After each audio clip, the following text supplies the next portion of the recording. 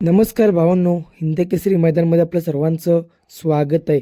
तर भावांनो, जर तुम्ही आपल्या चॅनलला नवीन असाल तर चॅनलला सबस्क्राईब करून या व्हिडिओला लाईक करायला विसरू नका. कारण आपण बैलगाडी क्षेत्रातले नवीन नवीन अपडेट्स घेऊन येत असतो. तशीच आपल्या बकासूरचे अपडेट घेऊन आलेलो आहे. प्रथमतः भावांनो, आज बकासूरच्या घाटाचं स्पीड तुम्हाला कसं वाटलं ते कमेंटच्या माध्यमातून कळवायला विसरू नका.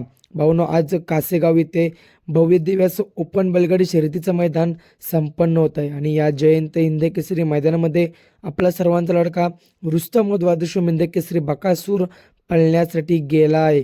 आणि बकासूरचा आज पायरा होता मराठवाडा एक्सप्रेस भारत सोबत.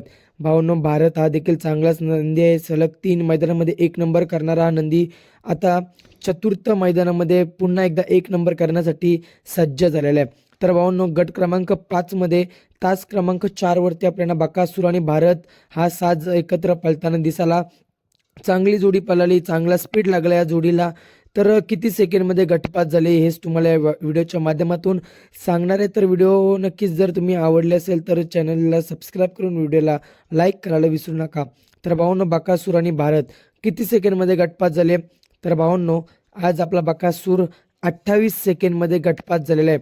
भावांनो, 28 सेकंडमध्ये आपला बकासूर गटपात झालेला आहे. भावांनो, तुम्हाला देखील प्रश्न पडला असेल की एवढे सेकंद कसे काय लागले? तर भावांनो, आज रान कशाचं आहे? आज रान मातीचं आहे, त्यामुळे सर्व नंदींना कस लागणार. आणि आज पल्ला बघायला गेलं तर 1000 फूट कंप्लीट 1000 फूट पल्ला आहे. त्यामुळे बरेच नंदी 28, 20, 30 असे बरेच सेकंडमध्ये गटपास होत